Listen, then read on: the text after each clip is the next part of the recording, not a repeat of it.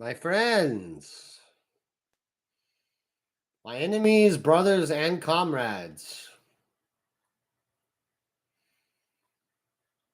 Time is now on the table. My tolerance has been creeping up to an insane level. It's really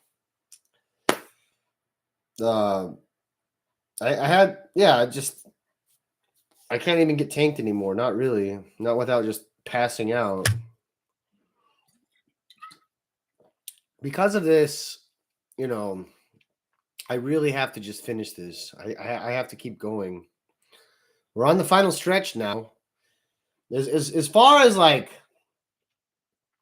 the story arc goes, the climax is nearing, but there are still many pages left in Auric's tale. Many pages. We will explore them together.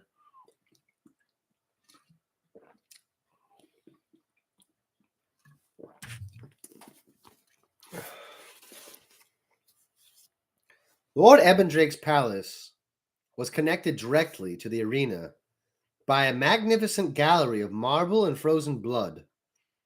Enormous chandeliers, hung with skulls, cast their light on statues and portraits of Jakasi's past champions. General Sarkathoth glowered down, a slab of muscle and hatred, who had once ruled half of Jakasi, rendered it in marble, inlaid with red and black. A huge portrait of Lady Malice, the master torturess, who had served the planet's lords for centuries, was barely large enough to contain her merciless beauty, and the gallery of torture implements hanging behind her. Kirbian the Three-Handed, the Demon Raj of the Azaldane, and Morkan Crew, Korn's own herald, all of them were a reminder of what any lord of Jakasi had to live up to. There was a plinth ready for Lord Ebendrake's statue. When his crusade hit the wounded Imperium, he would finally have earned the right to place his own image there. I believe, said Ebendrake, as he padded regally along the gallery, and keeping you close. It is an honor, said Vanalator, walking beside him. For once, there was no Ophidian guard or scaphids around. It also makes it easier for me to recognize betrayal, continued Ebendrake, and to eat you at the first sign of it. Eat me? I had heard you consumed your enemies in the past, but I did not know if the stories were true. Oh, yes. I have eaten many enemies. It hardly does to possess a form like this, and not indulge upon its appetites. Spies and enemies, and a few sycophants go straight down this royal gullet. The inconsequential I chew before I swallow. Those who truly anger me, I force down in one go. I can feel them wriggle as they dissolve. Most pleasing. As threats go, Lord Ebendrake, that one was of the more civilly delivered. And necessary. You have potential, Vanalator. Nothing more, but a great deal of it. You are ambitious. No doubt it would suit you to see me dead in my crusade and then divide my world up with a few other conspirators. Ebendrake looked up at the portraits and statues marching by. All of these rose to power during such a period of stasis, and each of them ended his reign in the same way. It is the way of chaos and the way of Jakasi. It is my duty to ensure that I stave the fate for as long as possible. Perhaps the Charnel Lord has approached you, or Scathach, proposing an alliance during the crusade to see me fall and take my world. I would urge you not to listen, Duke Venalator. I did not reach my position without foiling conspirators more cunning and powerful than you. Venalator thought of this for a moment. It has crossed my mind, my lord. I covet your power. Certainly no sane follower of Korn would not.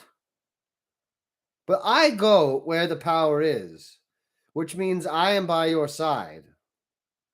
I am more likely to take your place with your blessing than your opposition. I am young, and there are ways I can outlive you. I am ambitious, yes, but I can be patient. Ebendrake smiled. His most dangerous smile. Exactly what I wanted to hear. You could go far, Venalator. Ebendrake and Venalator continued along the gallery. At the far end, it opened into the great crimson hung balcony, reserved for the greatest of the planet's lords. I hear, said Ebendrake, his tones suddenly hardening, that Aguthrax's ambassador to the warp was murdered, and his body was used to defile the altar at Gaul. I trust you would know nothing more of this. I know only what you know, replied Venalator. This war of yours is over, Venalator. That is what I decreed. There is no war, my lord, replied Venalator smoothly. Aguthrax and I despise one another, but we will not waste more blood on it.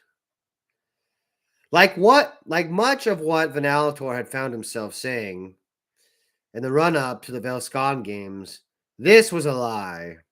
Venalator had chosen the most vicious of the Scathelid nation's hunters, and had set them hunting the emissaries and heralds who formed Aguthrax's links to his court in the warp. Aguthrax might even be forced to retreat there, or be cut off from his fellow demons, and then Venalator could claim victory. Should I discover otherwise, my duke, it may cause me to become suddenly hungry. I do not think that Aguthrax will taste very pleasant, my lord. Then I will save you to cleanse my palate afterwards, replied Ebendrake. Enough of this! This is no time for politics. See, the arena awaits. Ebendrake and Venalator emerged into a balcony formed from the jagged steel claw of a formidable, grimacing war mask, set into the wall of the arena. The Ophidian guard who watched there saluted as Ebendrake appeared at the fanged battlements. To the ecstatic roar of the crowd, Venalator roared in reply and breathed a plume of black fire into the air to acknowledge them. Huh. Typo number 2. Wow. Venalator can outbreathe fire. Yeah. Let me switch that up. You know, I'm taken aback by Glebe right now because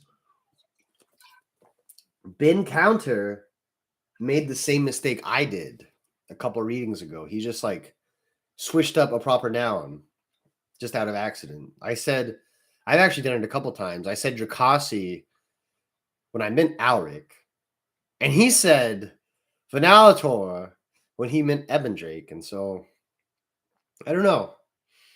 In this flaw, I can almost feel the greatness of Ben Counter, and it is good. It's okay to mess up. I mean, it wasn't even really his job.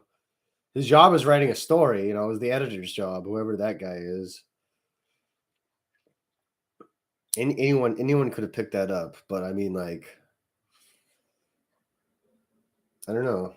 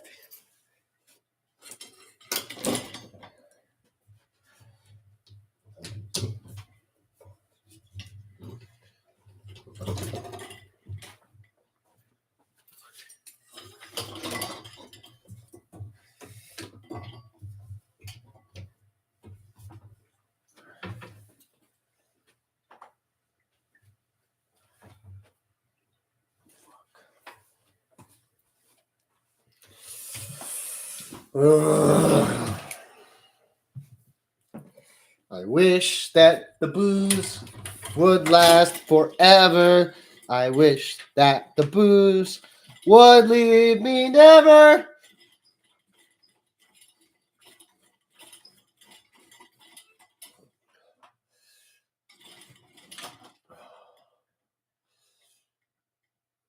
You know,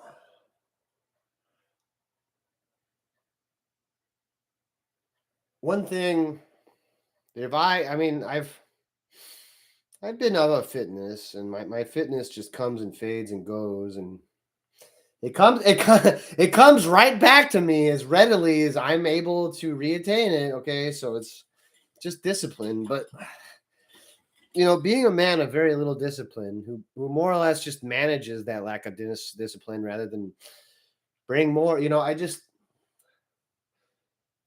what if a space marine saw me, a space marine, Adeptus Astartes? Because in the books they just treat people like fodder.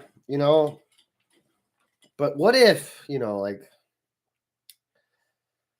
how would they measure me as a person, right? Humanity's greatest warriors. In fact, like, they really are more human than human.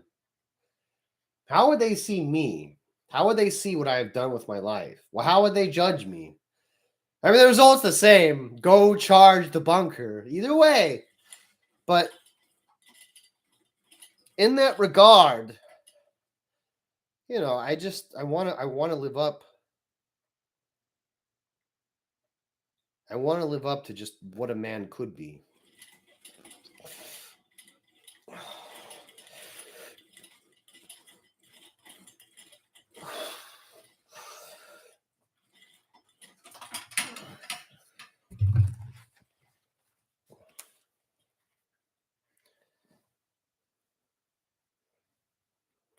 Ebendrake roared in reply and breathed a plume of black fire into the acknowledgement. Venautor raised the sword in salute too. But there was no doubt that the people of Velscon adored their ruler, and that these games could not begin without him. Velscon's arena was held up from the mass of weapons and armors by dozens of gauntlets, supporting the arena's bowl like a great chalice. The bowl was formed by the hilt of an enormous rapier, embedded point down in the rock beneath the city, and the hilt's complex guard spiraled above the arena in a magnificent steel swirl. Inside, the arena was lavish, and death met opulence everywhere. The audience cheered from galleries carved from marble and obsidian. Blades of gold and brass reached over the edge of the arena bowl, hung with the corpses of those recently killed, and, from time to time, chunks of rotting meat would fall down from the swinging bodies to be fought over by the spectators below. Demons were as welcome as mortals in the Velscan arena. One segment of the arena was given over to them. The galleries replaced by terraced, blood-filled pools where the city's demons would bathe in the gore of the opening sacrifices. Every shape of demon was there. Bloodletters, snarling flesh hounds, blood-drinking skinless things, and stranger beasts that gibbered and feuded in the gore. Agathrax was there too, surrounded by a guard of slaves, ceremonially possessed for the occasion, along with other demonic lords of Drakasi, the hulking shrouded form of the Charnel Lord, the enormous dog-like monster, Herophal the Magnificent. The red shadow of the crimson mist coalesced into a writhing mass with 3 glowing eyes. The rest of the audience had come out in their finery. Many were priests, resplendent in the vestments of Khorne's various priesthoods. Others were soldiers, proud in armor or uniforms. More were simply wealthy or powerful, and war, that influence in the lavishness of their dress and the courtiers of their slaves. Among them were Jacasi's mortal lords, from Ebendrake on his perch and the palace pavilion to Scathach, down by the arena edge, a wizened old scribe sitting beside him to note down all the subtleties of strike and parry that he would witness. The Vermilion Knight stood in enormous crimson armor, surrounded by silver masked warriors, and Golgar the Packmaster threw scraps of disobedient slaves to the mutated hounds fighting around his feet. Even Teresia the Huntress was there, soaring over the arena on the back of a sky whale. Every lord of Jacasi was in attendance, some of whom had barely been glimpsed for decades. All of them wished to pay fealty to Lord Ebendrake and to the Blood God, as well as bask in the bloodshed created for their pleasure. The arena floor was covered in black sand, shining with the blood of that morning's sacrifices. In the center, where the sword's grip had originally joined the hilt, rose a marble-stepped pyramid that dominated the arena. Each level of the structure had its own dueling ground, stained with generations of blood and scored with hundreds of errant sword strokes. A few chunks of bone were still embedded in the marble from particularly brutal executions. At the pinnacle of the pyramid was a plinth with a massive brass chalice. The gladiator who drank the blood of his final opponent from the chalice would be crowned the champion of Jacasi. Many of the planet's lords had heard the ecstasy of the crowds as they drank from the chalice and had been set upon the path towards earning the mantle of champion of chaos. Other past champions still fought, devolved into subhuman monsters by the endless brutality.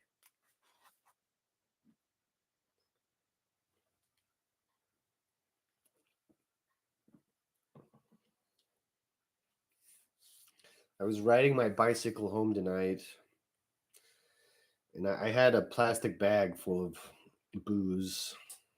And one of the bottles, it like got between the spokes of the front wheel and like I don't know the arms that guide the wheel, and it just popped the top off, and there was no shrapnel. It wasn't a fantastic explosion or anything, but that's why I'm drinking now, to salute that fallen bottle. And also to salute myself for not cutting my fucking lips on a broken bottle trying to get the last crappy gulps out of it. Good on me.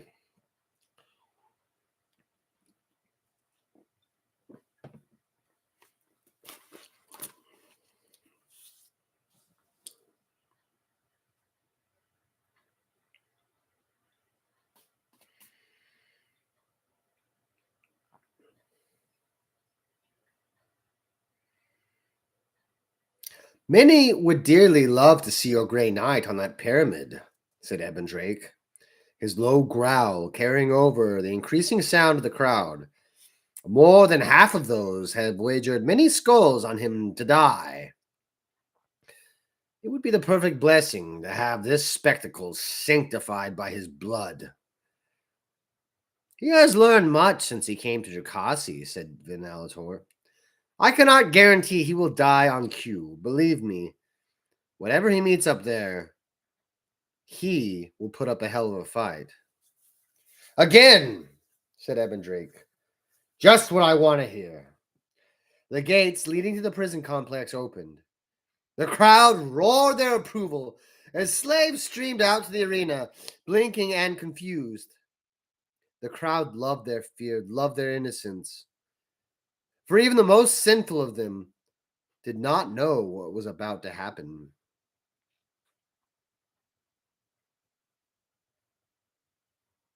Greenskins among the slaves roared back at the crowd, daring them to throw the worst they had into the arena.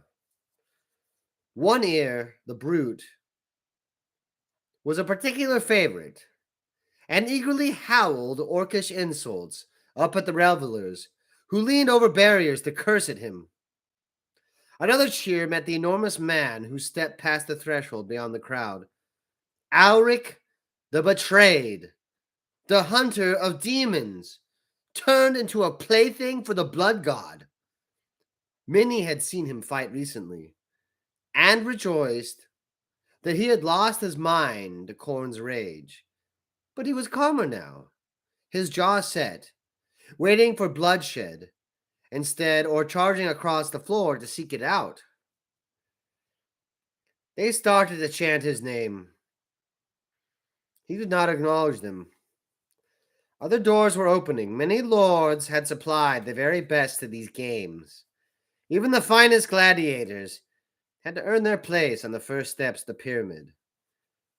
Though, because the best were accompanied by many others, hungry and desperate, that knew that only by fighting their own way into contention could they get out of Vilscan alive. Lord Ebendrake reared up over the battlements. He held out a claw to gain the attention of the crowd. He clenched it in a scaly fist and banged it down on the battlements in front of him. Slave masters lashed down at the slaves beneath them, driving them away from the doors. The greatest gladiators saluted the crowd, gripping their swords, and charged. The others spat a few syllables of prayer and followed.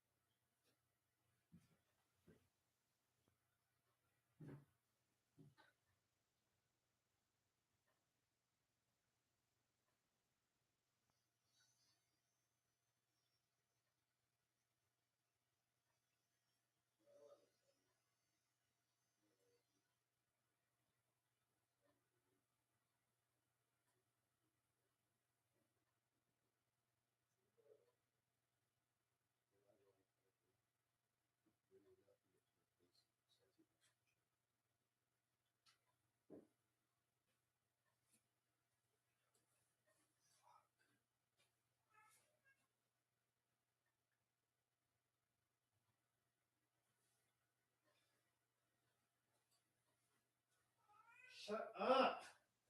Shut the fuck up, Katie. I don't want to.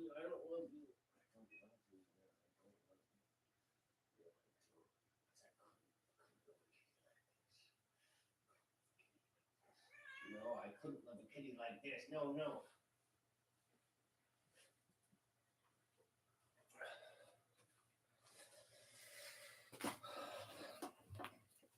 Couldn't love.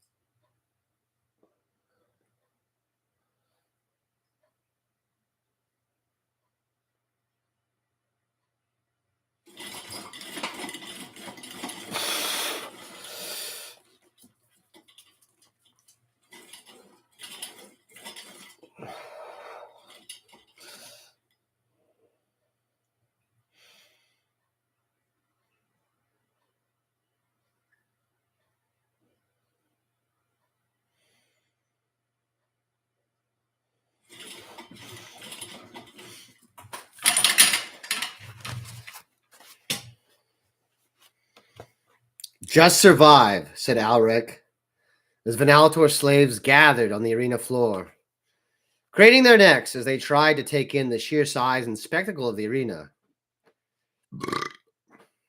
They'll kill us if they don't wade in, said Gareth. That's all there is to it. The prisoner had covered himself in war paint, and he looked like he had more in common with one ear's orc than with the rest of the human prisoners. No, they won't, said Alric. All eyes will be on me. It'll buy you some time. Concentrate on not dying. By the time they're done with me, the Harathans will be here. They better be, said Urquhart. The other doors were opening, and the slaves of the other lords were emerging. Among the brutalized humans and mutants were a few who looked as dangerous as Alric. This will not be an easy place to survive for long. Trust me, said Alric, and trust the Harathans. He glanced at Urquhart. You and Gareth will be leading the slaves. You won't be with us? I'll be up there, said Alric, indicating the pyramid towering over them. That's what they want. The slavers will ignore you as long as I can give them a show. The other slaves were running across the arena floor towards the pyramid. Some of them were making for Vanaltor slaves, eager to kill off as many of the opposition as possible in the battle's early stages. Someone grabbed Alric's arm just as he was about to sprint for the pyramid. Alric looked down at Haggard's face. I know what you're trying to do, said Haggard. Then you know why I have to do it. Stay with us. Don't die for this. Stick close to Erkar if I fall, said Alric. You all know the plan. Stick with him and help lead them. Alric left Haggard behind and ran for the pyramid. A few swift mutants galloped to intercept him, but the great sword he had chosen as his weapon was surprisingly quick, and he cut one in two before driving the point through the throat of the other, ripping it free without breaking stride. Killers were swarming all over the lower steps of the pyramid. Men and demons were dying there already. Alric was aware of someone running beside him. It was Gareth. His painted face grinning. He loved it. There was nowhere else he would rather be. I'm not missing out, golden boy, he replied. Alric didn't say anything. He vaulted onto the top step of the pyramid. The marble was head height for a normal man, but Alric jumped onto it in one motion. The crowd cheered. Alric the Betrayed would die, and a lot of bets would be won. Alric prepared to disappoint them. Calhadros slipped through the wall of blades into the main spur of the prison block.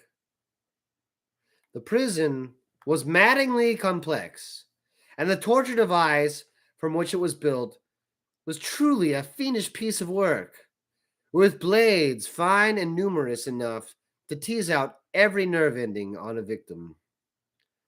There was something admirable about the purity of its purpose.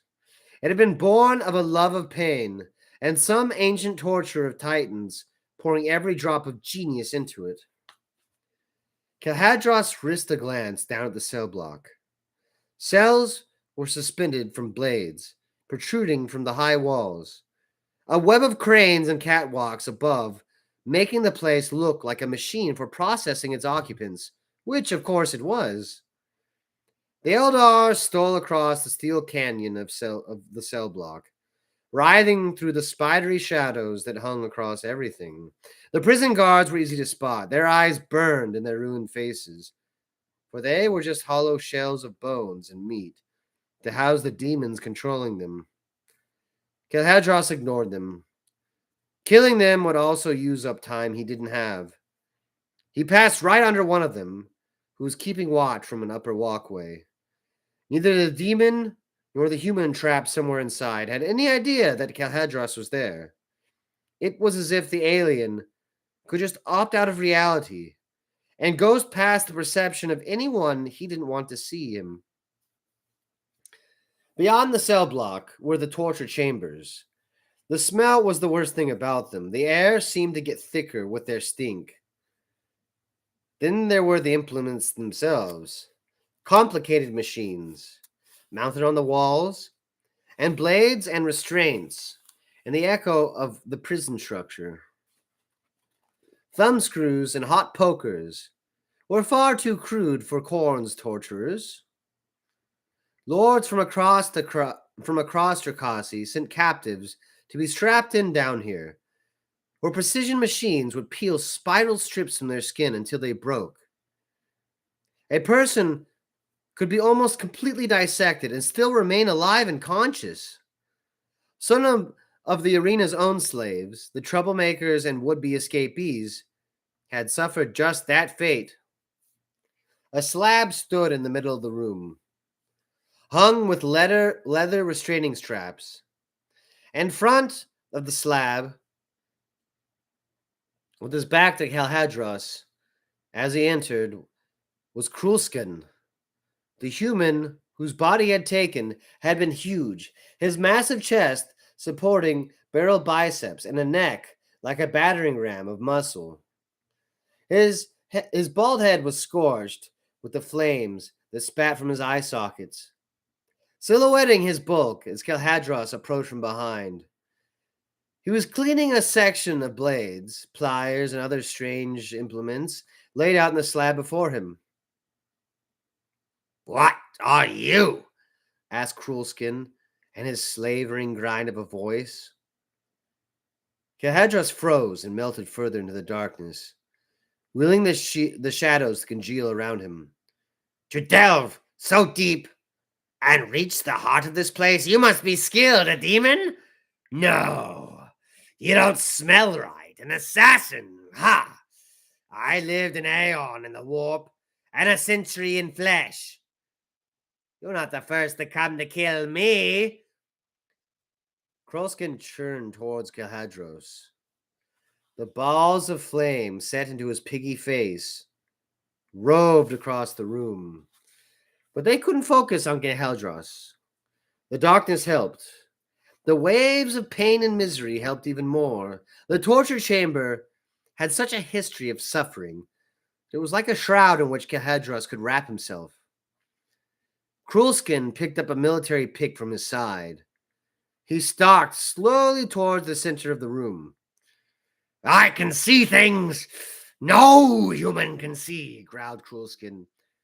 "You can't hide from me. There's a demon in my head, hungry and mean, and he wants blood. He ain't had it for so long. Just lickings from a slave vintage.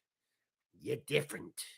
You'll taste good. Aliens always do, yes. I can smell the void on you. You're very far from home, bug eyes." Kalhadros slid silently across the chamber, weaving his way between the shadows of the room and the flickering light of Krulskin's eyes. "I know," said Krulskin. "You're made of shadow." Kalhadros slipped out of the darkness and leapt onto the slab behind Krulskin. Krulskin whirled around, pick held high, ready to bring it down on Kalhadros' skull. Kalhadros snatched up a blade from the slab, a wickedly curved thing, like a miniature sickle, and threw it at Krulskin. The blade ripped through Krulskin's eye, and flame sprayed like blood from an artery. Krulskin stumbled back, roaring. Kalhadros grabbed a steel spike and threw it after the sickle, and it buried in the meat of Krulskin's shoulder. Another speared the possessed creature's wrist and sheared through the nerves controlling his hand, forcing him to drop the pick. A fourth got him in the throat. With his free hand, Krulskin pulled the blade from his eye. Half of what remained of his face was gone, consumed by the burst of flame, and inside the charred hollow of his skull, Kalhadros could just see the unholy features of a demon in the fire. Krulskin charged, head down, to bowl Kalhadros to the floor and crush him to death. Kalhadros jumped, flipping over Krulskin with such ease that it was as if he was taking flight. Cruelskin slammed into the slab, spilling torture implements everywhere, and Kelhadros landed behind him. Cruelskin turned around, took a deep breath, and vomited flaming bile at Kelhadros. The demon leapt again, this time flipping up onto one of the torture frames mounted on the wall. He balanced carefully between the machine's blades and spines as liquid fire washed across the floor below him. Cruelskin grabbed the slab with his remaining good hand and ripped it from its moorings. He spun once, like a hammer thrower, and hurled the slab at Kelhadros. Kelhadros died out of the way as the metal slab crashed to the wall, crunching through the torture device. The flame was still covering the floor, and Kelhadros angled himself upwards. His hand caught the corroded metal of the ceiling, and his many-jointed fingers wormed their way into a handhold. Cruelskin stumbled forwards, under his own momentum, directly under where Kelhadros was clinging to the ceiling. Kelhadros' free hand drew the black dagger from its scabbard. He was glad that Alaric had given it to him. Clearly, an old-fashioned length of steel wouldn't be enough to kill the possessed Cruelskin, but the venom just might. Kelhadros dropped from the ceiling and landed on Cruelskin's back. He punched the dagger between Cruelskin's ribs. He felt the blade pierce through flesh of the heart.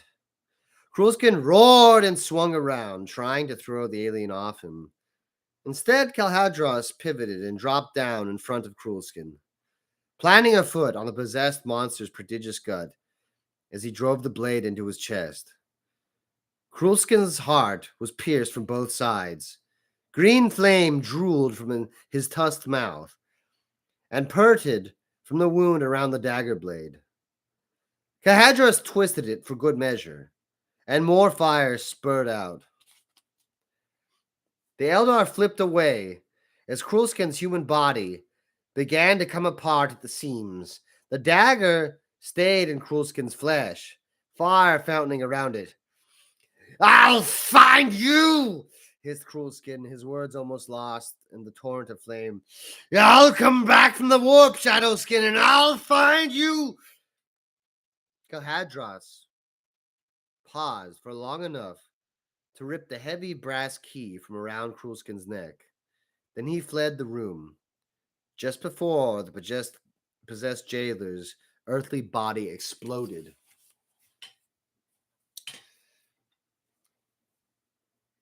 Ridgemaya, the Iron-Hearted, killed the twin swordswomen, known together as the Blood Serenade.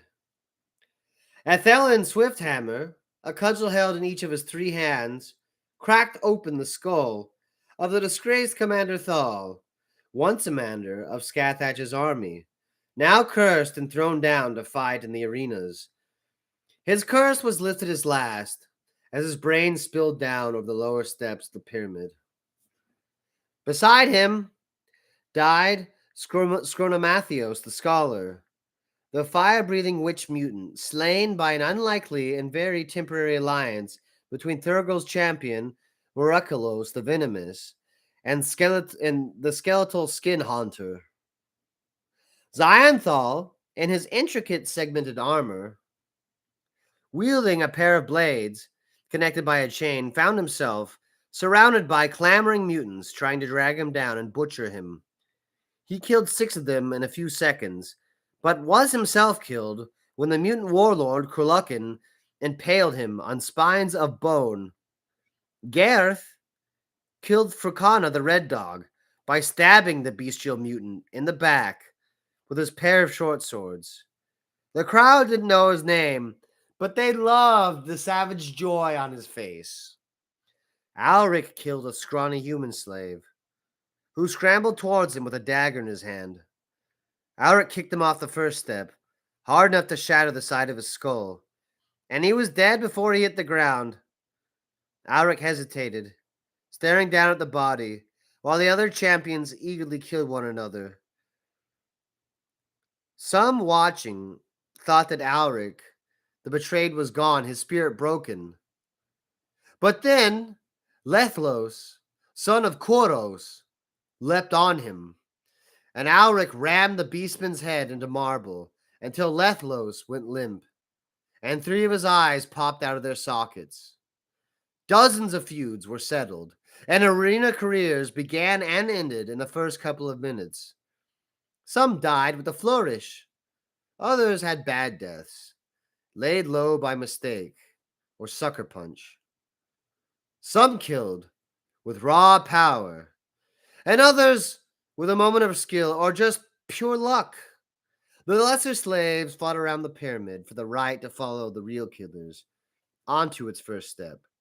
The Nalator's slaves were surrounded and besieged by half-naked tribal warriors with the brand of a 6-fingered hand on their chests. Erkar in one ear led Venaltor's slaves in bizarre alliance. They were fighting for time, and their struggle formed a curious sideshow to the main event. The crowd was only just finding its true voice, and ancient hymns roared around the arena. Already, there had been enough stories and enough blood to satisfy the altars of Khorne. The bloodshed today would be good.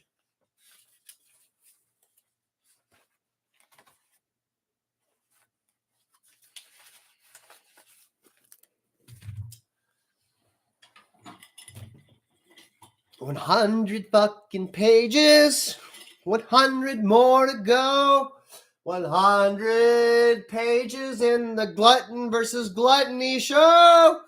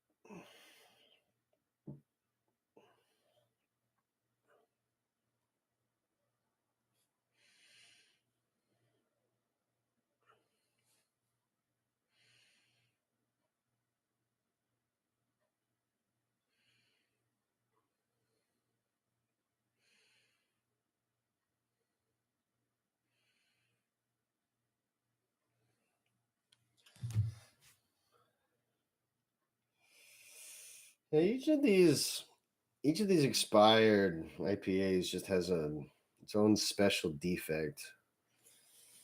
This defect, it's more just like, it's not inconvenient. It's just kind of gross.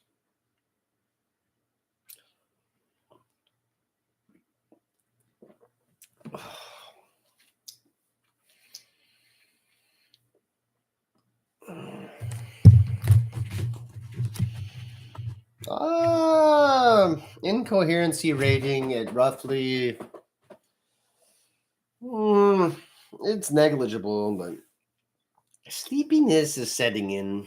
Sleepiness. It'll be good to run out of this nasty liquor.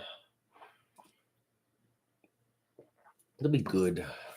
I'm just getting a little too much. Just a little too much.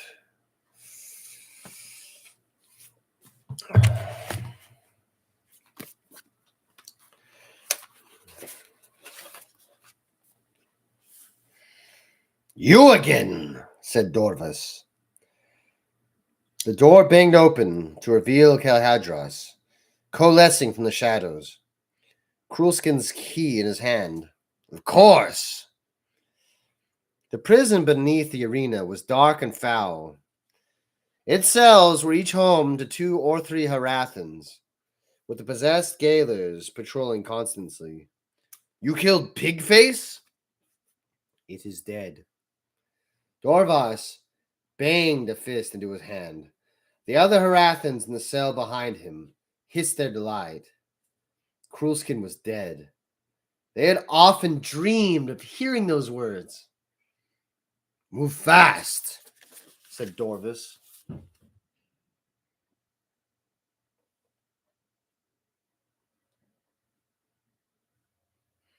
Kilhadros headed down the cells, opening them one by one. The corpse of a possessed guard still smoldered in the walkway outside the cell, where Kilhadros had killed it. Dorvas and the Harathans rummaged through the body, grabbing whatever they could use as a weapon. More freed Harathans gathered outside the cells.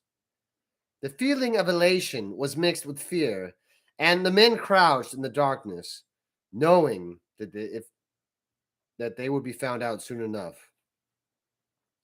"You know the plan," said Dorvis. "Get to the arming cages, and then to the branding chamber. If you get hurt, you get left behind." The sound of shouting echoed from down the cell block. The light of blazing eyes glinted off the blades that made up the prison structure. "Now!" shouted Dorvis. The prisoners rushed the oncoming guards. There were 50 of them in the throng by the time the guards reached them. The possessed were figures of fear, the demons inside them unfathomably cruel. But the Harathans were driven by something more than fear now. Something more, even than the hope of freedom. They could bring the fight to their foes at last. They could seek revenge instead of cowering, hoping to be spared. The Harathan armored cavalry charged again. Alric wrapped the chain around the throat of Vlasmaska Wrathbringer and crushed the life out of her. The fleshy dreadlocks adorning her head writhed as she fought to breathe. Alric stamped down on the back of her leg, forcing her to her knees as she stiffened and died as the chain cut off the blood to her brain. Alric wondered for a split second how much had been wagered on her and what the odds had been. And by the Emperor, he hated this place. Alric threw the mutant's body off the pyramid. Her corpse slithered down the blood-covered marble. He caught a glimpse of Venaltor slaves, back to back as they fought. One year and the orcs were taking the chance to put on their own sideshow, leaping and hacking at the slaves attacking them. Gareth was somewhere lower on the pyramid, fighting his way up. Alric didn't know if he would make it. He hoped not. He also saw the crowd. They were chanting the names of their favorite champions. Alric heard his own name, the betrayed, the fallen knight, the Emperor's disobedient gundog. Others howled their dismay that Vlad Maska was dead. The lords were as enthusiastic as the crowds, because those were their slaves and their champions dying. Ebendrake's balcony was wreathed in black fire, and Alric was sure he could make out the red armor and gleaming blades of Duke Venalator. The sight of Venalator filled him with hate. He had never thought he could despise a place like he despised Drakasi in that moment. Hatred was holy to a Grey Knight, and yet he never felt it as he did for the vermin who populated the stands. He let it roar through his veins and silently hoped it would not turn him into one of them. Alric forced his way into the penile step of the pyramid. A cloven-hooved creature lay on the step, holding its guts in. Alric barely paused to break its neck. The beastman had been carrying a spear with a barbed head. It was a more practical weapon than the spiked chain that Alric had taken off the third fighter he killed. A red-skinned demon, which tried to vomit caustic blood over him. Alric picked up the spear and made it to the top step. Half the crowd cheered to see Alric the Betrayed make it to the square of marble at the pinnacle. Alric was exhausted. He fought to remember how many champions of the dark gods he had killed, but their faces and mutations swam in his mind. and he couldn't focus. He couldn't he could have let the noise of the crowd in and taken strength from it. But that was not who he was. He was not a gladiator fighting for glory, but hey, Salem.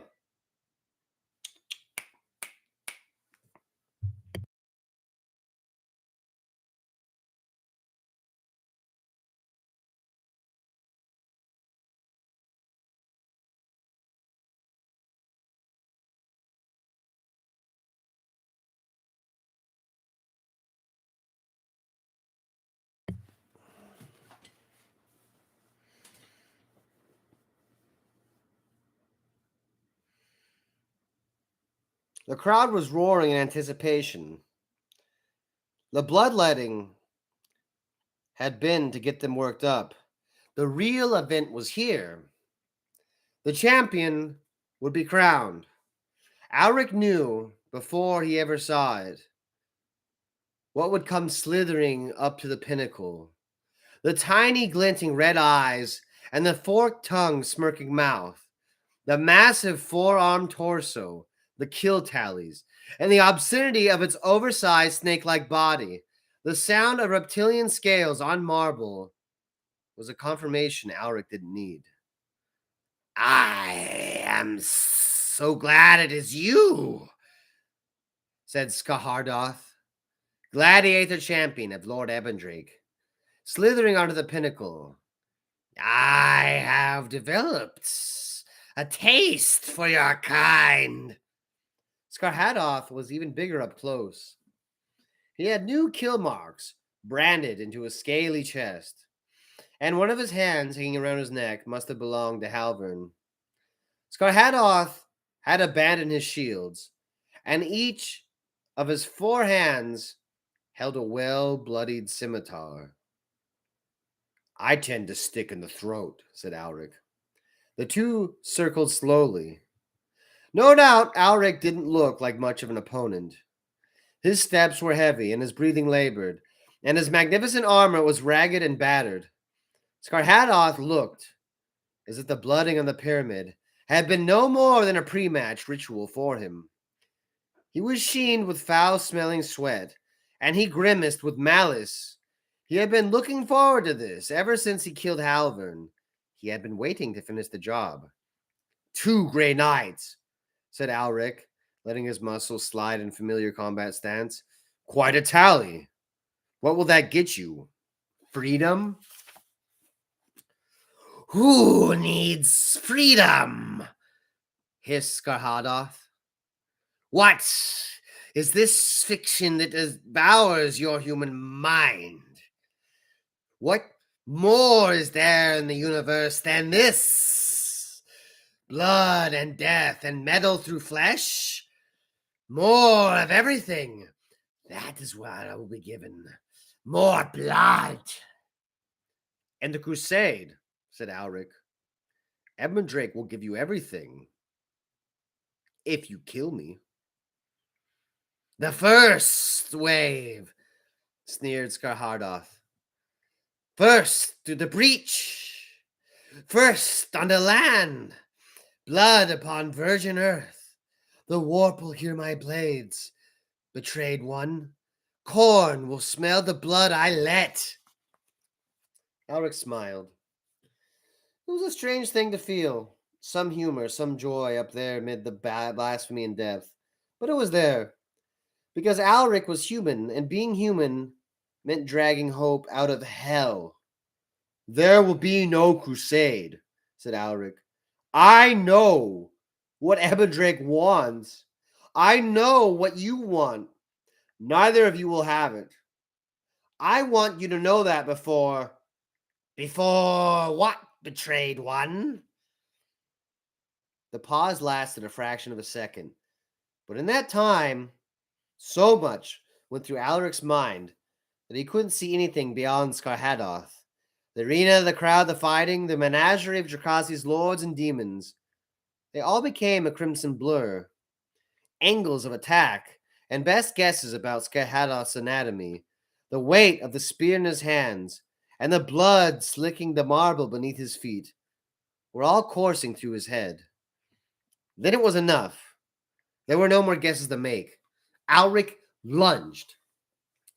He had a long reach, long enough for the point of his spear to punch through Skarhadoth's chest and out through his back. Skarhadoth gasped. For the first time, the smirk was wiped off his face. He looked down at the spear in his chest and then at Alric. Your guard is too low, said Alric. Skarhadoth slumped forwards, pushing the shaft further through him as he tried to take a ragged breath. His face was close to Alric's, and Alric only had to whisper, I noticed it when you murdered my friend.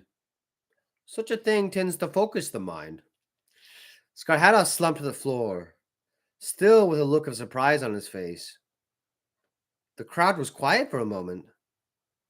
Alric had done what no other man on Drakasi could have done. He had shut them all up.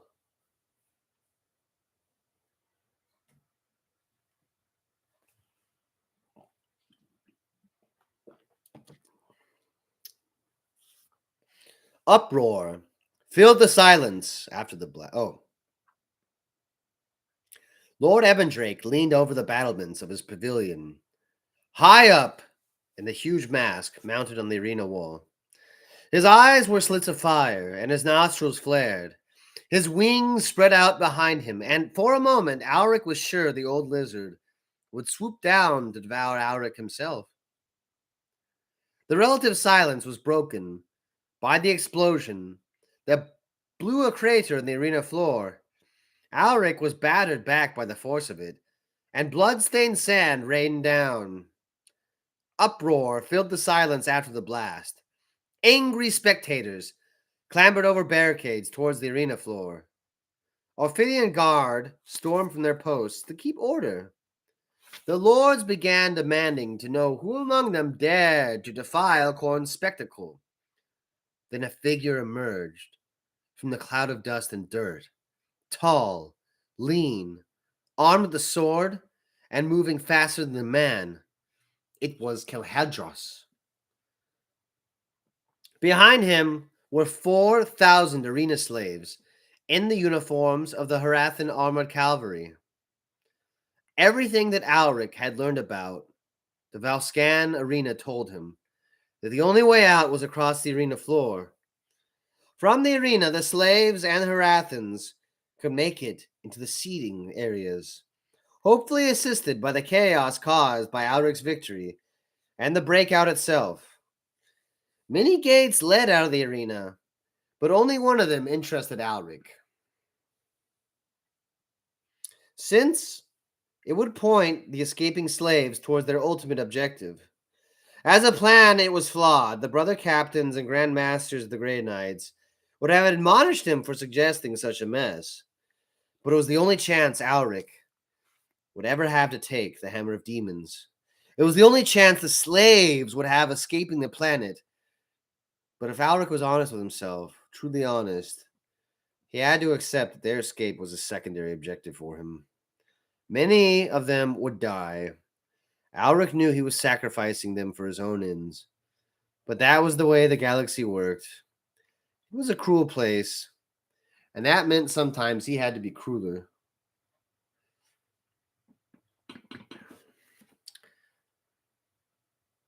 What are your orders, my lord?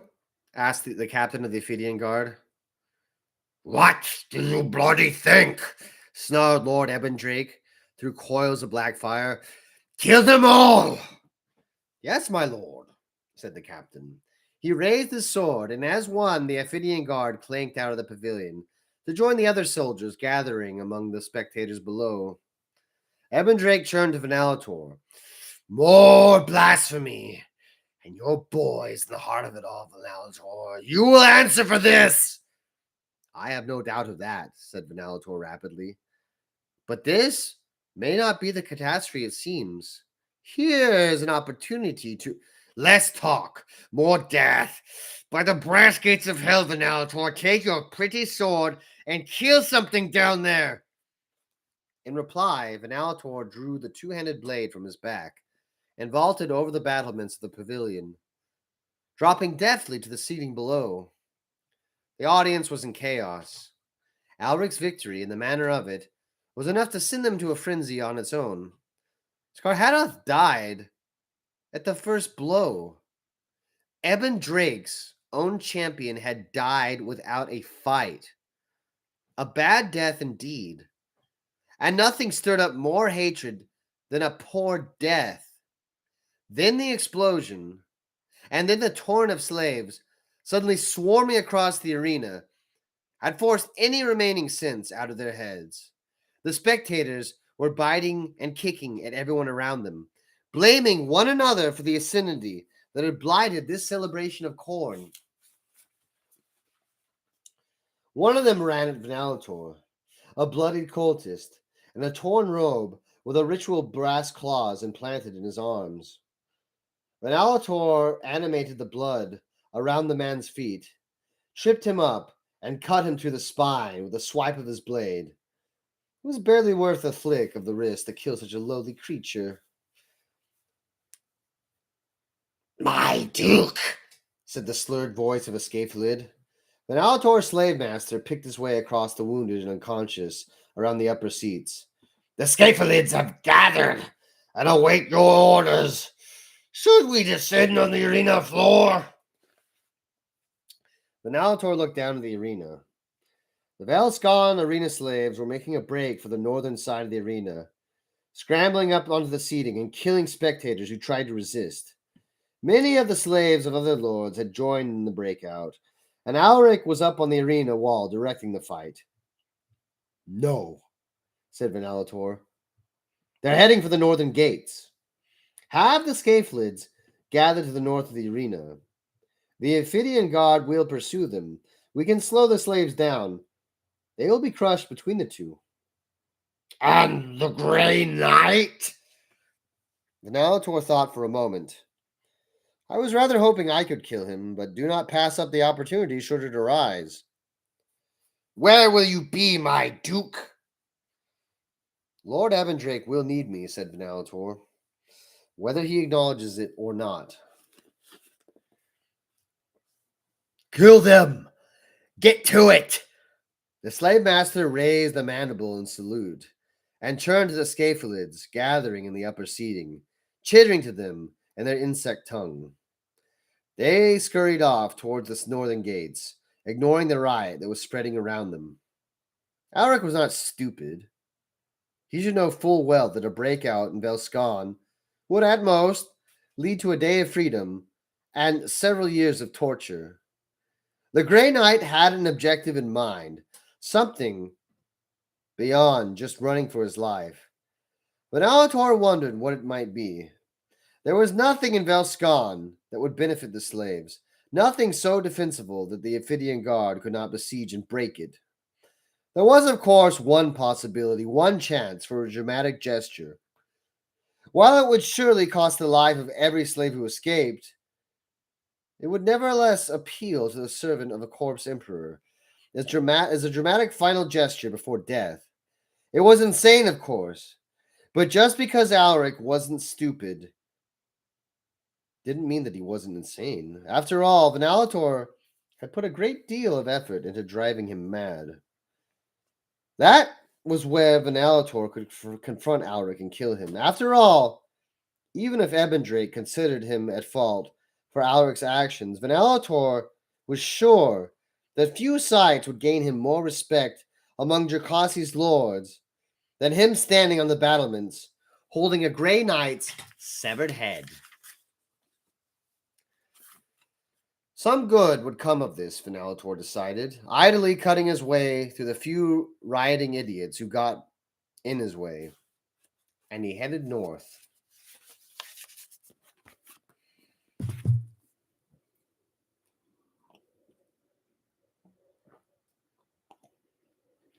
I like reading for people.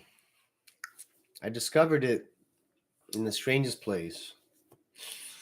But you know, there was this teacher, and she's very beautiful. I don't know where she is. She likes working in the inner city, and she likes making lots of mistakes. But something that she's not wrong about is that people People love what they know and they also miss it when it's gone. You know, she had middle schoolers doing arts and crafts shit, like making little Christmas trees out of um construction paper. And they loved it. They thought it was the coolest thing ever. They were doing third grade shit in eighth grade. And so, that's what I realize is people won't seek this sort of oratory. They won't go out of their way to find it. But once it's there, I believe that some of the older ones that can still remember reality before we reach this digital age, this nightmare future, this dystopia, they remember bedtime stories. But most of all, they remember how it's a figure of authority, right? It does this. You know, someone approached me today and they were like, I've never seen anyone do this. I've never seen the incense, the books, the reading, I was just like, okay, cool, man. I'm glad you like it. But that asked me a question is when's the last time you've seen someone reading a book? You know, it's very fashionable to buy books and it's very fashionable to be at the bookstore, but actually sitting down to take the time to digest it. You know, I had a manager not too long ago, and she didn't really manage me. She just fucking complained. But she told me that every single book that she's read, she's thrown away because some guru told her to. And that's just that's just such a tragedy because for me, reading a book for the second time is just so cool. You pick up on stuff, and it's always better than the first every time, every single time, dude. If you don't read a book twice, you're really not getting it. Okay, I'm gonna tell you that right now. Third time could be overkill. Fourth time maybe, and within the span of like 8 years, 12 years, But it's that second time.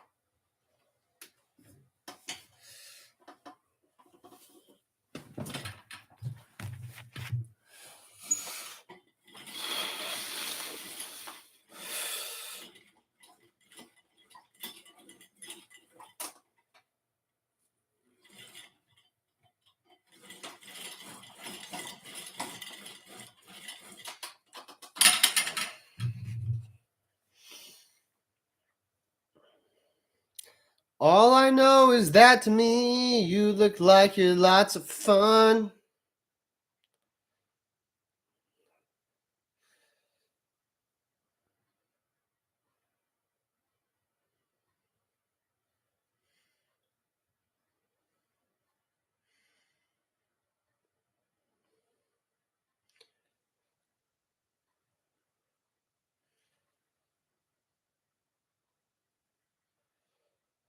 All I know is that to me, you look like you're lots of fun.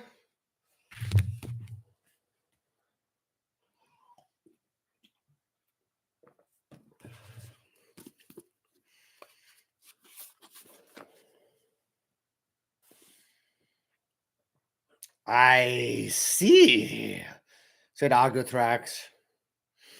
It started here. The demon's brass cauldron had been dragged to the narrow confines of the prison on chains hauled by his burliest slaves, since many of the ceilings were too low for him to be carried.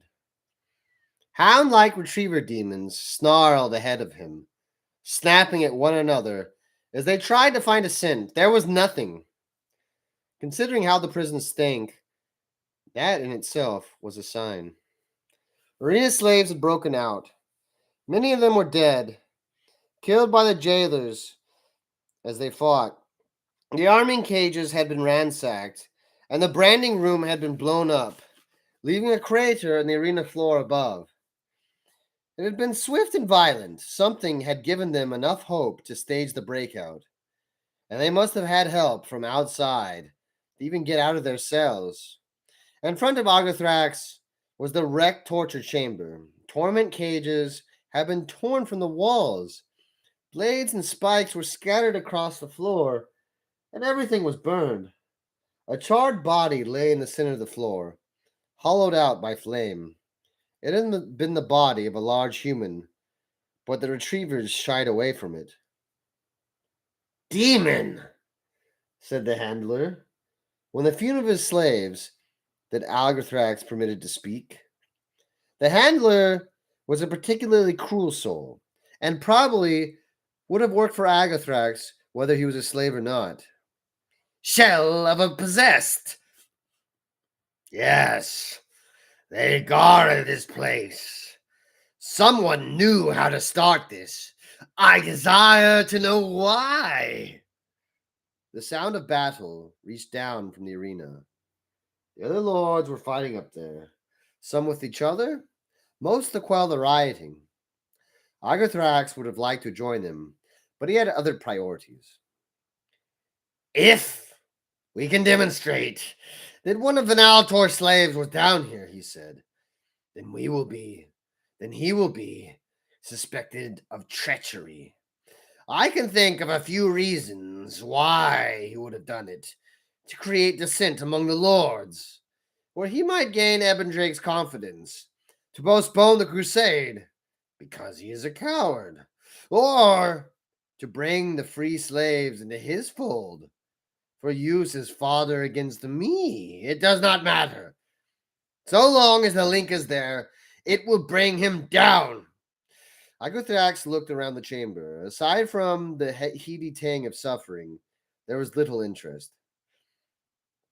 Bring me the corpse, he said. The handler grabbed an intact-looking limb and hauled the body over to Agathrax's cauldron. Agathrax reached down and picked up the body. Chunks of burned flesh fell off. The body was just a shell, the eyes and mouth burned into gaping holes by the force of the flame. Possessed, sneered Agathrax. Such a waste. A cloak of flesh to hide their beauty. This thing probably couldn't remember either of the beings it once was. Agathrax paused as he spotted something glinting in the caul of the burned meat. He pushed his paw in the disintegrating body and pulled out a jet-black shard, glossy with corrupted blood. It was the tip of a sword, broken off the possessed creature's body. The guard, hissed Agathrax. The Ophidian card did this! The slaves knew when Agathrax was angry. They had seen it often enough, and they had seen their fellow slaves die as a result. Even the brutalized cauldron slaves tried to shrink away from their master. Ebendrake! Growled Agathrax. Curses upon your scaly hide, deceitful wizard! Scales and claws and lies! All this to save your damned crusade. Agathrax shuddered with anger.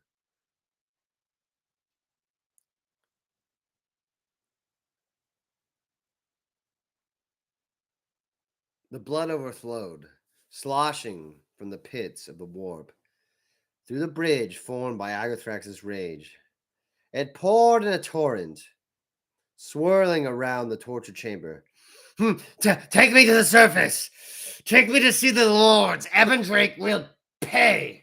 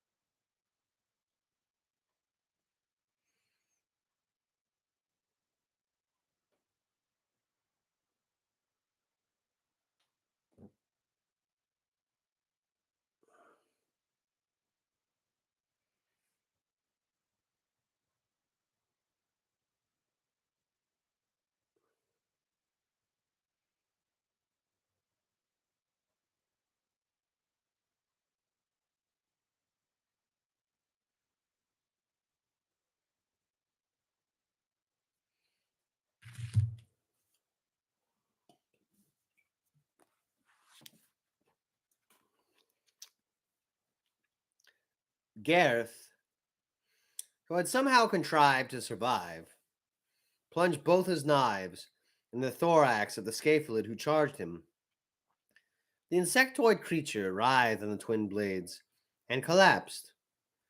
Gareth's blades went with it, but the killer picked up the scapholid's spear.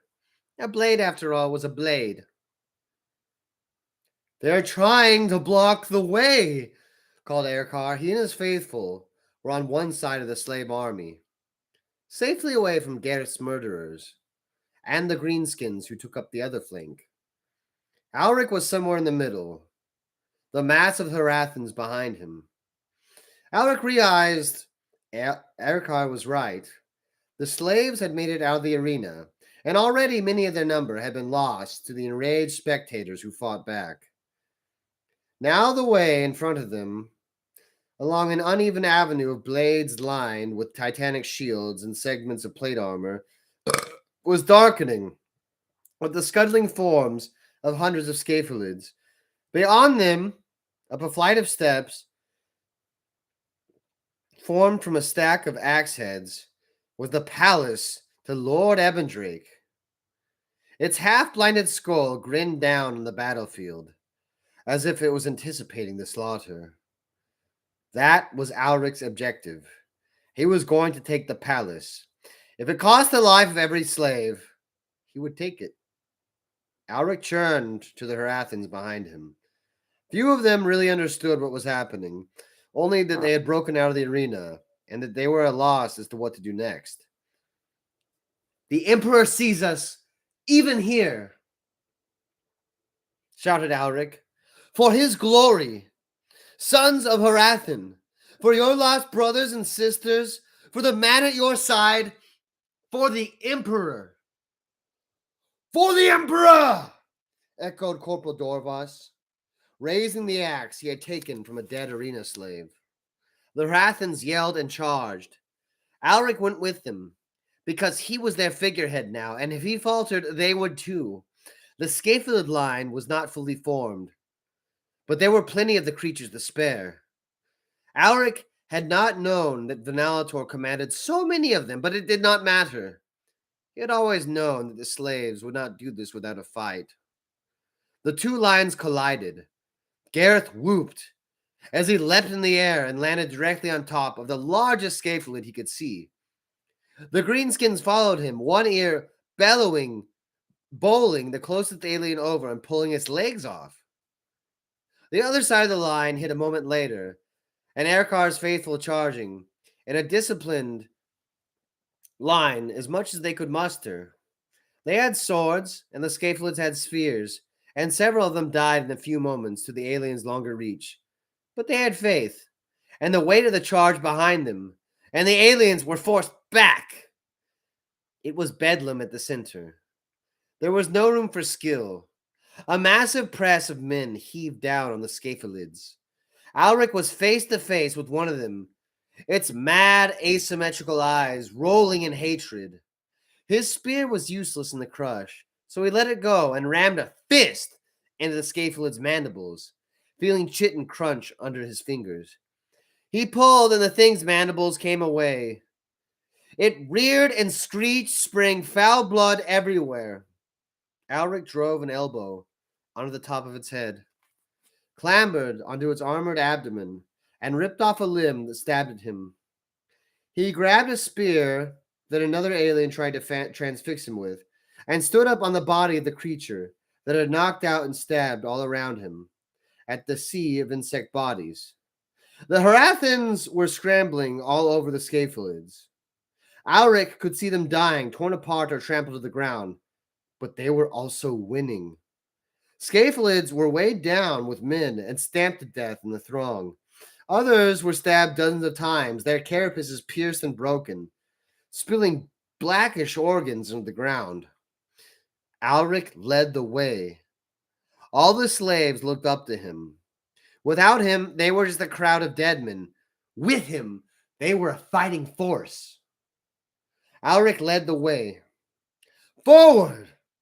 Arm yourselves and leave the wounded. Alric tore a malformed alien blade from the claw of a scapholid and held it up so the Harathans and other slaves could see him. He pointed it towards the palace. For your emperor! For freedom! The slave army heaved forwards, and the scapholids were pushed back. Scapholids were breaking and trying to regroup away from the crush.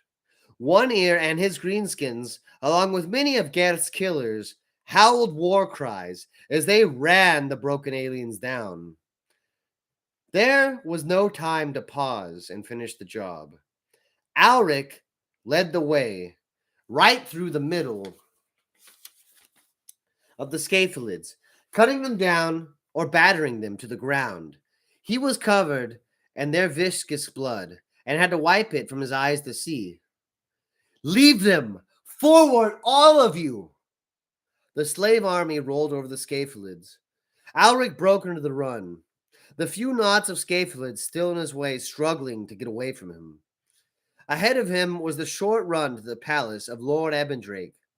Velskan rose in sinister bladed shapes on either side, fantastic buildings constructed around the core of a sword hilt, or along the blade of an axe. How much of the city was dedicated to hunting down Alric and the escaping slaves? At least most of the inhabitants would be assuming that they were headed out of the city. If the slaves reached the palace quickly enough and everything went to plan, there was a chance they might actually succeed. There was hope then, but Alric would not let it dull his senses. Many more of them would die before they escaped Jakasi. Alric knew full well he could be one of them. With me! Bring the fight to them! For freedom! Alric charged towards the palace steps, and the army charged with him.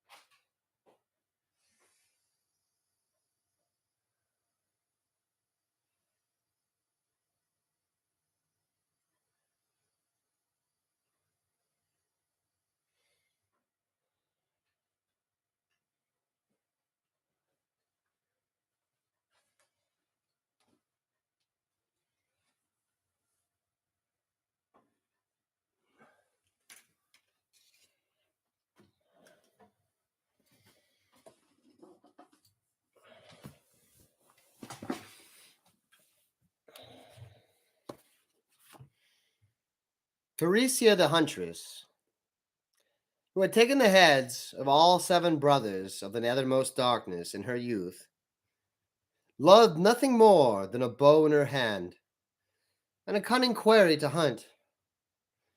The slaves escaping Velskon's arena were ideal. Her mount, one of her flying creatures akin to a spiny stingray, swooped low at her mental command, weaving between the giant sword tips and spear shafts of Velskon's skyline. She spied one of the other arena slaves, cowering among the ragged banners of a forgotten lord, clinging to the crossbar of a giant spearhead. Theresia drew her bow back and shot the slave through the neck with an arrow tipped with snake venom. She circled as the slave, a skinny, pale thing, no more than arena fodder, seemed to dance with joy at being shot at. It was the toxin sending his muscles into spasm, the same toxin filling his lungs with foam. He lost balance and fell from the spear, breaking his body against the marble battlements of a fortress mansion below. Theresia added another head to the trophy room in her mind.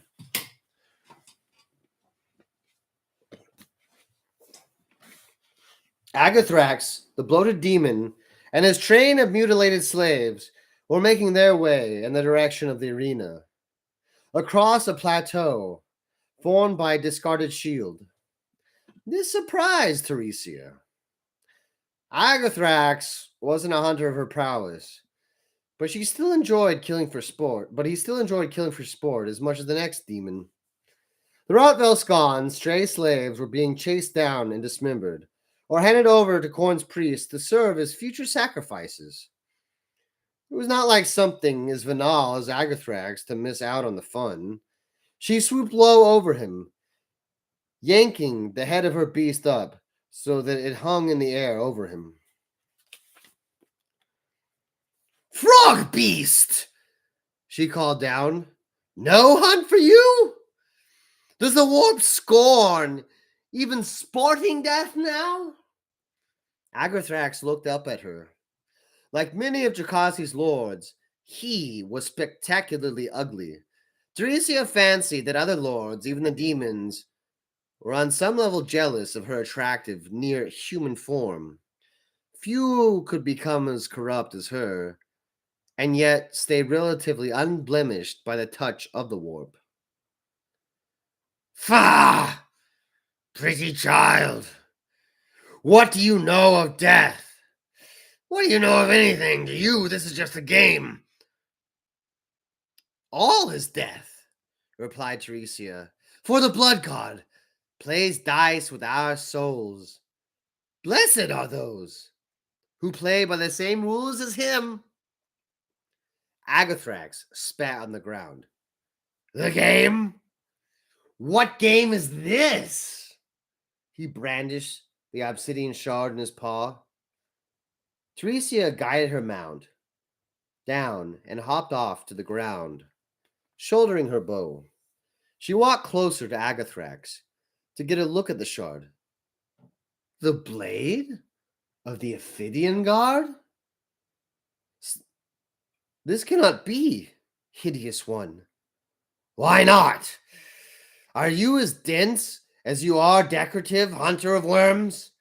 I have prosecuted a war against the deceitful cur of Vanelator for months. Surely even you are aware of this." "Of course," said Theresia. Few of her attendant hunters had seen that she had alighted, and were guiding their own mounts to the ground. They flew blunt-nosed sky sharks, less impressive than her flying ray, but dramatic nonetheless. "You defied Lord Ebendrake. There were those who did see a reckoning for both of you."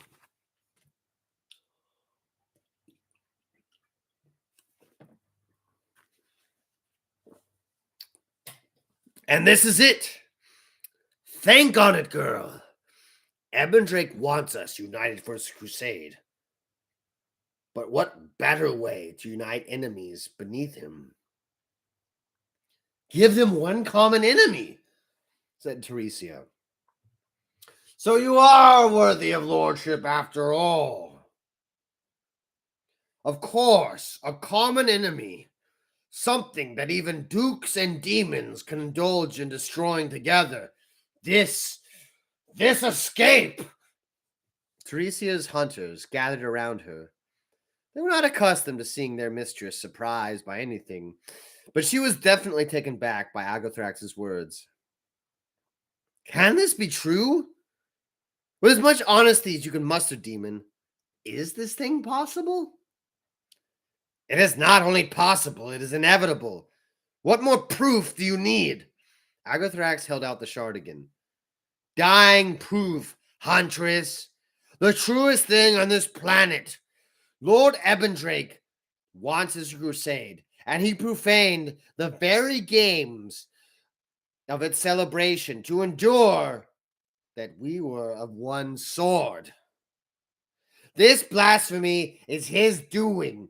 This abomination on the corn will be revisited upon him. The warp will have its justice. We cannot make such an accusation, said Teresia. No matter how certain we may be, we are but two lords among many. Then find others, roared Agathrax angrily. They will unite behind us. Bring them together, the traitor marine and the thing from the deep, the walker of dogs, and all the rest of them together. We will make Ebendrake pay. Mark my words. I will dine on lizard before the sun sets. Teresia shouted orders to her followers and clipped Hunter Kent.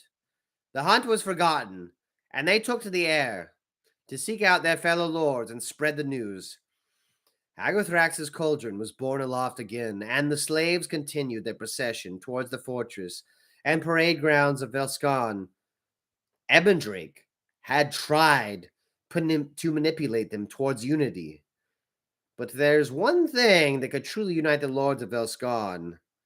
It was news of treachery.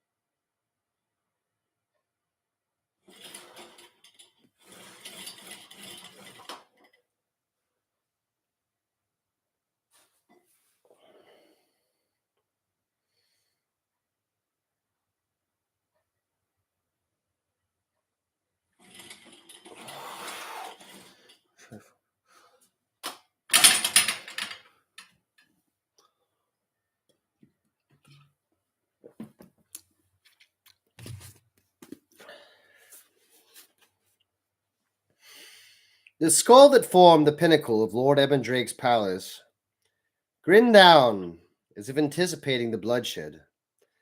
The slope of axes leading up to the entrance in its throat was still stained brown-black with the blood of recent sacrifices. Nothing in Velscon, it seemed, could be considered holy or worthwhile if it was not regularly covered in blood. The dagger through the skull's eye cast a long, jagged shadow over the palace approach. It was silent. The skull's remaining eye socket was stark. The balcony in front of it, from which Lord Ebendrake presumably took flight, was empty. The entrance, a tall, narrow archway built to accommodate Ebendrake's wings, was also deserted. Delete this. Delete this. Delete this. Delete this. Delete this. Delete this. Delete this.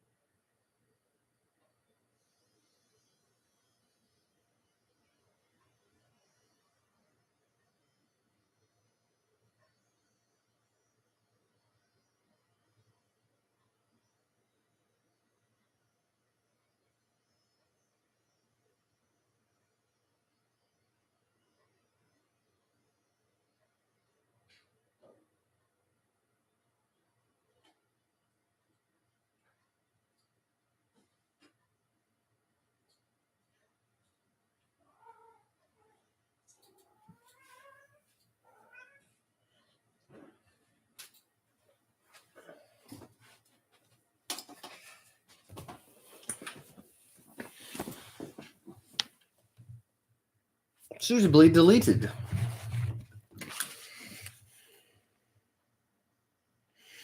It was silent.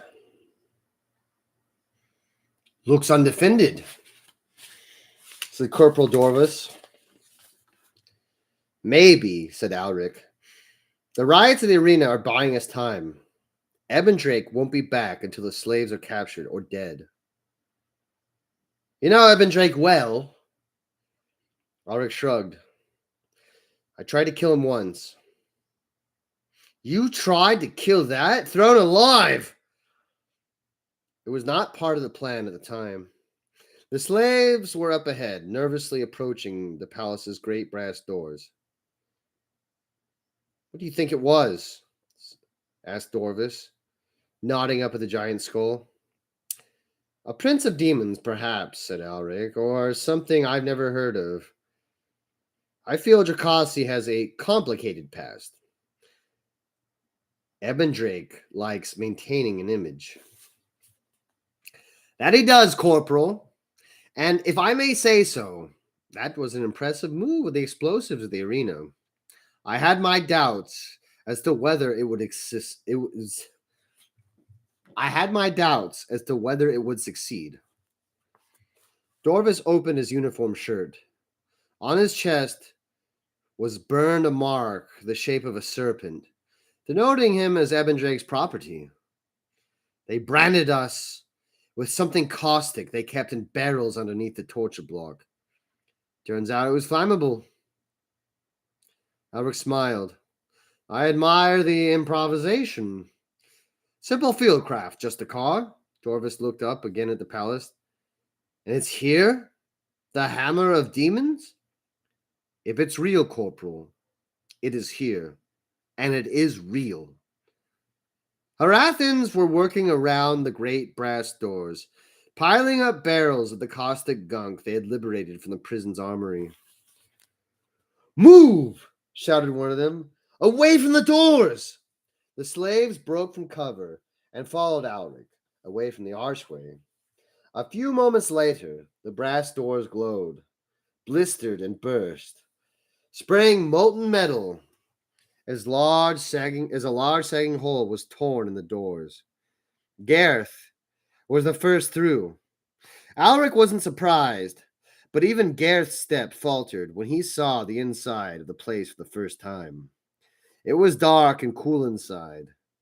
The wind breathed through the dark red silks that billowed from the walls of the great entrance. Overhead, shafts of light fell between the skull's teeth. The ceiling vaulted beneath cranium. The wind was not coming from outside. It was sighing from the throats of Lord Ebendrake's enemies. They were fused with the walls and ceiling, or with blocks of stone at the center of the room, like sculptures in the gallery. They were still alive. Alric saw demons among them, the brutal shapes of blood letters reaching from the stones. The hanging silks waved around the corpulent form of a mutated human, with goat legs and a second lolling mouth in his stomach. Pallid flesh veined with granite where skin met the stone. There was a treacherous Ophidian guard, its helmet removed, to reveal a face without skin, its mouth locked open, and a stone tongue hanging down in front of its chest, and a carapaced creature from the seas half petrified, as if trying to swim out of the wall that encased it.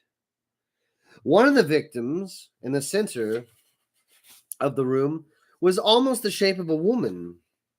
A noseless face and claws for hands, her body displayed wantonly as it was consumed by the stone. There were hundreds of bodies, each a thing of chaos. The many foes dispatched by Ebendrake as he closed his claws along Jakrazi. Haggard jogged up to Alric. He was breathing heavily. He wasn't a young man anymore. Flesh of the saint, look at this! They're alive, said Alric. Of course. It's no fun for him if they're dead. Alric spat on the ground. That's Grumthalak, ironclad, he said, indicating a creature like an armored centaur, with a scorpion's tail, and huge segmented eyes like a fly, trapped in the entrance of the chamber's ceiling. I always wondered what happened to him. Gareth was standing by the female demon, trapped in the center of the room. He was running the blade of a knife along the stone, testing how it felt when it got to flesh. Gareth! Shouted Alric. Get your men up front. We need to head up. Come on then, ladies, let's move, called Gareth, and his slaves went with him, up the grand sweeping staircase that dominated the far end of the chamber. Where is it? Demanded Erkar, behind Alric. The hammer! It's here. Head up. It's in the cranium. Then where? Erkar paused. Of course. All this time? There will be no more Ophidian guard close behind, said Alric. We have to move. There isn't much time. The eyes of Ebendrake's defeated foes followed Alric as he and the slaves went to the palace of their captor. What does this mean? Demanded Lord Ebendrake. As I said, it is still uncertain, but they are moving against you, said Scathach. From Lord Ebendrake's vantage point along the Demon Eyries at the top of one of Velscon's spears, it was easy to see the enemy assembling. Night was falling, and countless lights of torches and possessed demons' eyes glittered in a shining host. It was a gathering around the complex of barracks and parade grounds, a short flight away, an excellent staging post for the thrust forwards. Who leads them? I am not sure, my lord, though some candidates seem likely, said Scathach. His more reasonable head was talking, since the other one was much given to battle cries and statements of blunt intent. Agazak, certainly, I believe the Charnel Prince is with them too. That heap of rags? I gave him every corpse he ever consumed. Base traitor! Who do we know is with us? Thorgol for sure? Ha! He will be of limited use unless we need some fish spoken with. Who else? Golgur, I wager. I can bring Ingrado's brazen spear in too. If the treachery becomes open, we can count on many more for certain. You are their lord, after all. We will see about that. What of Vanalator? He should be at my side. He should not miss this chance to win my favor. I have not seen him. Perhaps it was him, mused Ebendrake. It was his champion that killed my Skarhadoth. Maybe that was the signal for the breakout, to create the confusion necessary for the lords to ally against me. I would not put it past the Duke to have arranged all this. If he has betrayed me, I shall make a point of eating him. He is too sly an opponent to consign to the walls of my palace. What are your orders, my lord? Ebendrake pondered this. The demons roosting in the area around him were starting to stir as night fell. They were nocturnal creatures, and soon they would be out hunting, plucking the unwary from Velscan's rooftops. Gather an army, said Ebendrake, and bring in as many lords as you can. Spread the word. Traitors have defiled the games and spat upon my crusade. For this, they will be given battle and defeated and punished. Make it fast, for the traitors cannot keep their forces in check for too long. Yes, my lord, said Scathach, and headed for the sky chariot stationed beside the Eyrie. It was a relic of an earlier age, a piece of grav technology that the Imperium, in its bloated weakness, could no longer replicate. Scathach piloted the craft around towards the sprawl of Velscan. He gunned the engines, for it would not do to be late to reporting his findings back to Agathrax. The Hammer of Demons was old. It was concealed within a sheath of corrosion so deep, it was a wonder there had ever been a spaceship beneath it at all. Now that Alric knew the truth, he could see the flare of its engine cowling. the blunted underside of the prow, the ridges of censer towers, and the indentations of torpedo tubes. It just needed a little imagination. This is it? Asked Corporal Dorvis. Of course, said Erkar. Can you not see it? Alric had led the slaves to the cranium of this palace's giant skull. The great dome of the skull was divided into audience halls and ritual chambers, along with many rooms that defied explanation. This chamber was one of them. Alric guessed that it was some kind of interrogation room. What with the restraints hanging from every surface, and the indentations in the floor, just the right shape for a human to be strapped down. However, that did not explain the richness of the decoration. Torture implements, inlaid with gold, and gorgeous tapestries of battle, ruined with dried blood. The dagger that impaled the skull through the eye socket passed through this chamber, dominating the room with a massive shaft of corrupted steel, from which hung the remnants of dozens of mutant skeletons. It was not, however, a dagger.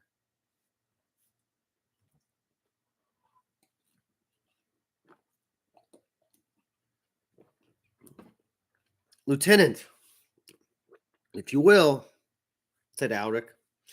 Erikar stepped forward and took out the captain's log of the Hammer of Demons. He opened the book and began to read from it. Will this thing work? Asked Haggard, standing beside Alric. So that was probably the safest place to be. It's an old ship, said Alric. All the best ones are old. My brothers and sisters, Erikar was reading. This is not just a journey. This creation will not deliver us to the promised land on its own. It is just steel and glass. The truth is harder for you to hear, but it is the Emperor's words. As brought to us by the prophet, we as pilgrims make our journey not to arrive, but to undergo.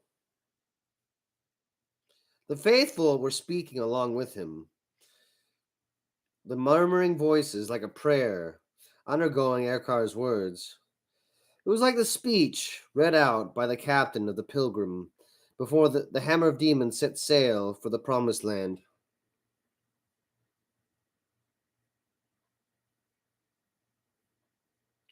The religion of Erkar's faithful had been based on the words, not as a statement by a captain, but as a metaphor for everything they had suffered. The ship was on Drakasi, and the pilgrims were the slaves. Their journey, the ordeal of slavery under the planet's lords, but the truth was more than mundane.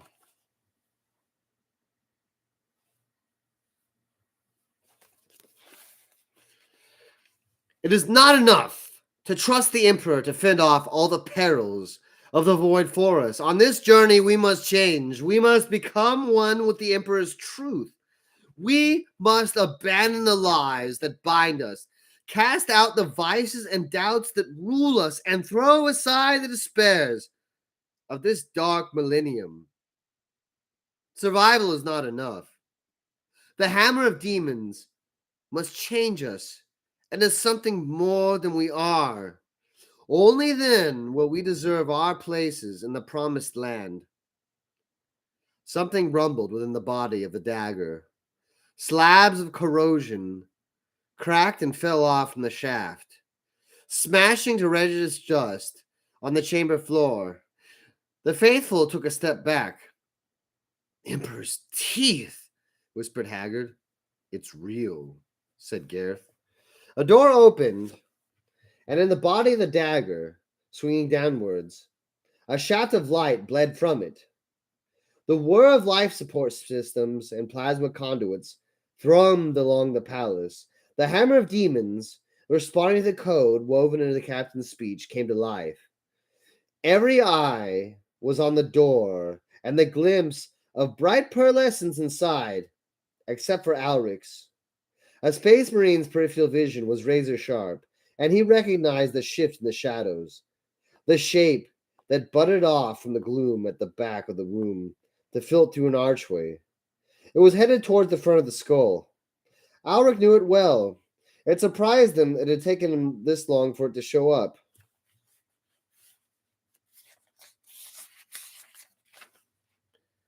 Stand guard, said Alric to Gareth.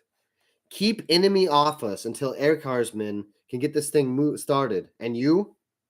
I need to secure this place. Then I'll send just me. You know, Glory Boy, if you're not back by the time we take off, we are leaving without you. If it comes to that, good luck up there, said Alric as he left the chamber. Few of the slaves watched them go. They were fascinated by the light bleeding from the hammer of demons, or clambering up onto the entrance ramp that had folded down from the corroded body. Chunks of rust were falling from the body of the ship, and revealing the ancient surface of the hull, painted blue with remnants of stencil designs in gold. Erkar was still reading prayers from the book as Alric passed the archway.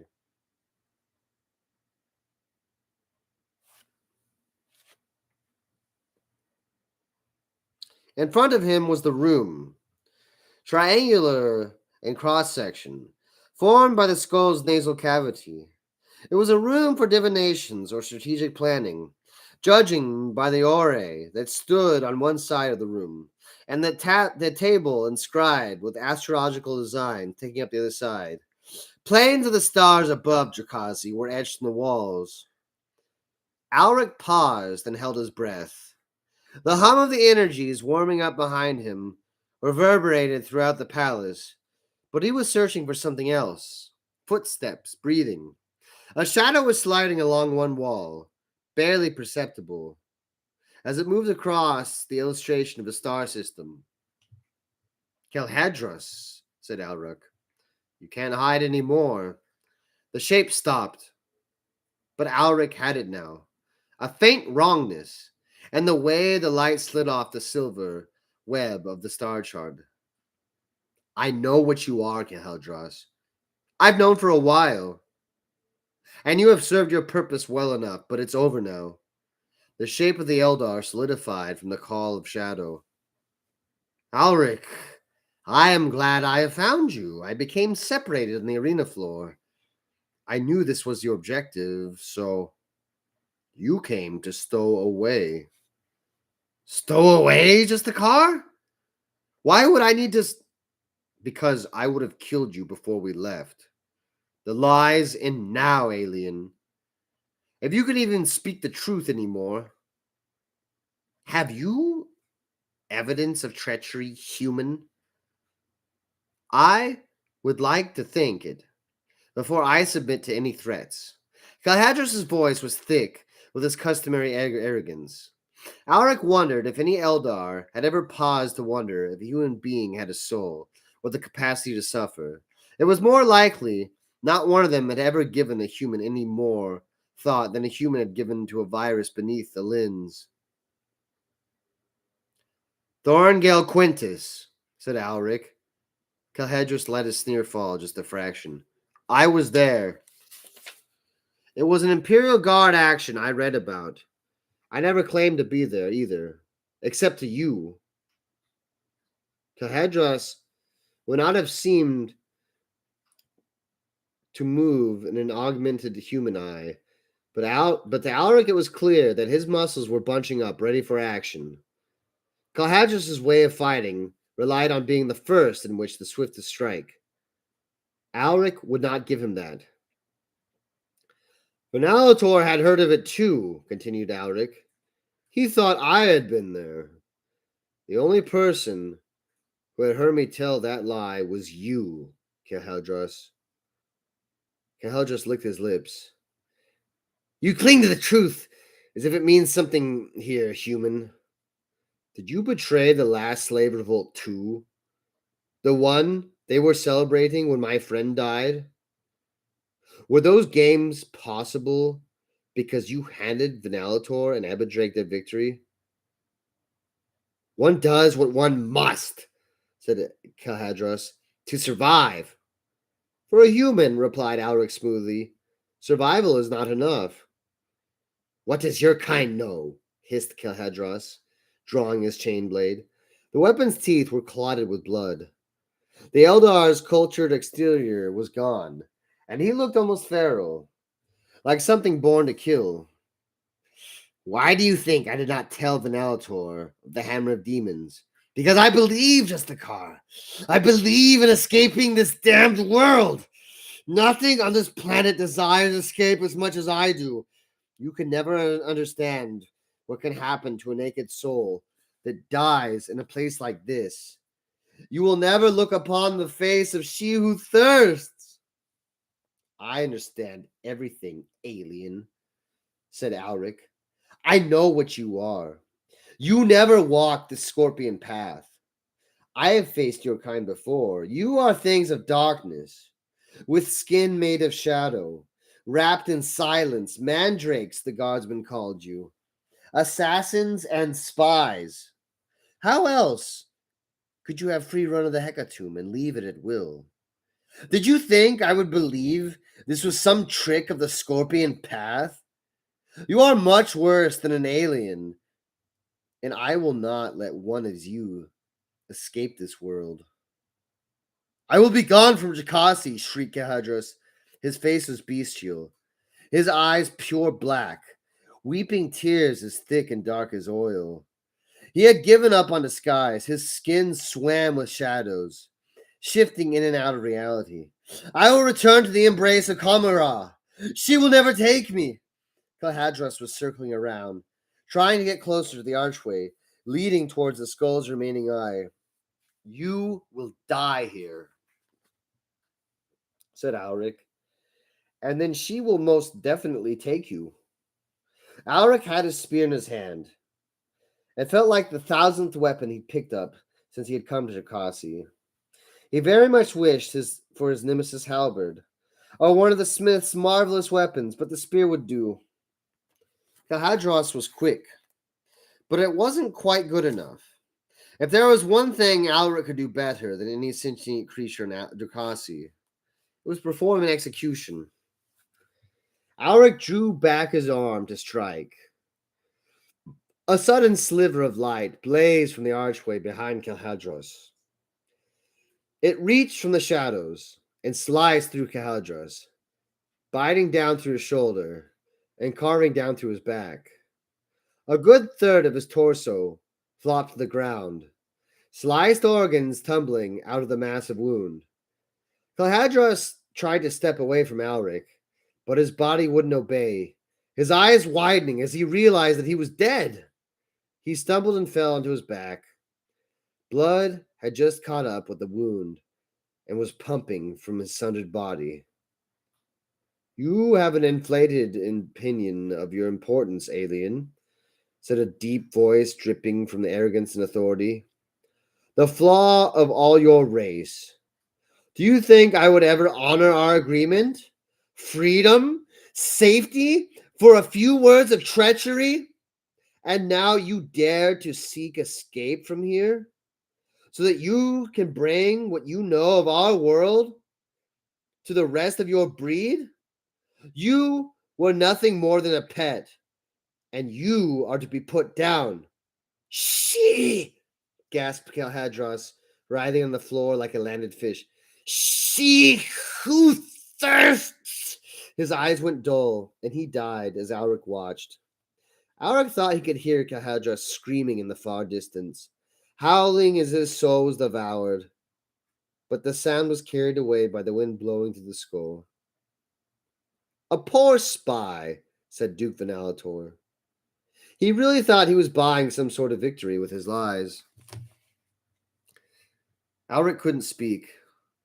Venalator had found them. Everything would end here. It seems I have stolen your thunder, said Venalator.